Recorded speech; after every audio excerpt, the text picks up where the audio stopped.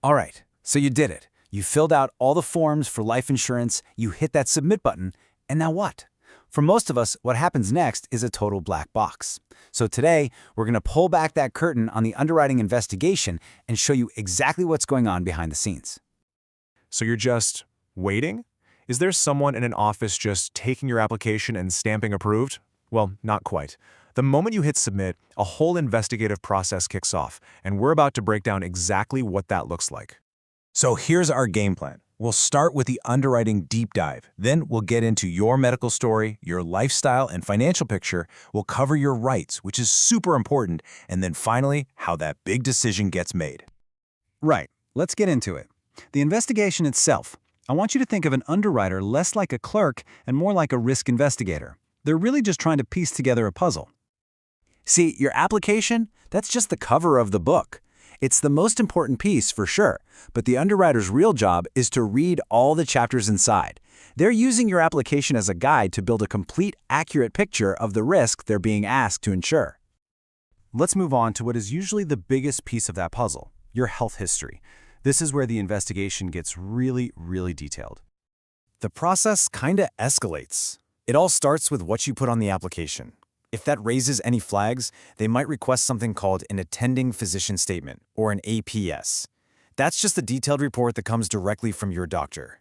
And for bigger policies, they'll often go one step further and ask for a full-on medical exam. And here's something really important to know. You don't have to worry about the cost of this stuff. The insurance company pays for any exam they require.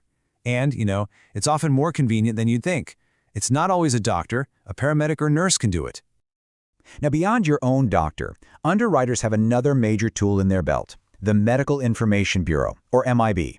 The easiest way to think about it is like a secure shared library just for insurance companies. It's a nonprofit, and get this, over 700 insurers are members. So what's actually in this MIB file? Well, it's basically coded information about health conditions that you've disclosed on past insurance applications. Its main purpose is to be a fact checker, to prevent fraud, or maybe catch a situation where someone just forgot to mention a serious condition. This is how the industry protects itself, which, at the end of the day, helps keep the system fair and insurance costs down for everybody. Okay, so we've talked a lot about health, but underwriters are looking at way more than just your medical chart. Let's dig into how they build this broader lifestyle and financial snapshot. To get this bigger picture, they can pull from a bunch of different sources. They might check out your driving record from the DMV, look at your credit report, send you some very specific questionnaires, and for really large policies, they might even commission an in-person inspection report. These questionnaires, they're where they get into the nitty-gritty. Are you a pilot? Do you have a hobby that's, let's say, a little more thrilling than most? If you're into things like skydiving, scuba diving, or even auto racing, they're definitely going to want to know the details so they can accurately price the risk. Now, for those bigger policies, an underwriter might ask for both an inspection report and a credit report, and it's really important to know the difference.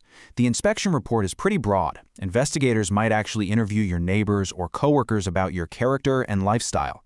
A credit report, on the other hand, is much more focused. It's strictly about your financial history. And that might seem a little weird, right? I mean, your health, your hobbies, okay, that makes sense. But why on earth do they care about your credit score? What does that have to do with life insurance? Well, here's the answer. It all comes down to a business calculation. Statistically speaking, applicants with lower credit are just more likely to stop paying their premiums. And when a policy lapses really early, the insurer loses money because they haven't had time to recover all the high upfront costs of setting up the policy in the first place. With all this information being gathered, it might start to feel like you don't have any control, but you absolutely do. There are very strict rules and federal laws in place designed to protect you through this entire investigation. The big one here is the Fair Credit Reporting Act, or FCRA. Its whole reason for being is to make sure that the information collected about you is handled fairly, that it's kept confidential, that it's accurate, and that the whole process is transparent. So, what does this actually mean for you? It means they can't just go and pull an inspection report without telling you. You have to be informed. And you have the right to get a copy of that report to see exactly what it says. You have rights, and the insurance company absolutely has to respect them. And these protections, they've been built up over decades. The FCRA, back in 1970, was the big one for financial data. Then HIPAA came along in '96 to specifically protect your sensitive health information. And more recently, the USA Patriot Act added new rules to prevent things like money laundering. It's like a whole web of consumer safeguards. And HIPAA is so important here. This is why you have to sign all those specific consent forms. For example, an insurer can't test your blood for something like HIV without first giving you a privacy notice and getting your explicit, signed permission. It's all about ensuring transparency and your control over your most sensitive health data. So, all this information from your application, your doctor, the MIB, other reports, it all flows to the underwriter's desk. How do they take all these puzzle pieces and turn them into one final decision? You know, the ultimate goal here isn't to try and deny people coverage. It's to match the price of the insurance to the actual risk of the person applying. This whole deep dive is designed to prevent fraud and make sure that people are put in the correct risk class, which is what keeps the entire system fair and financially sound. So, if you remember one thing, it's this.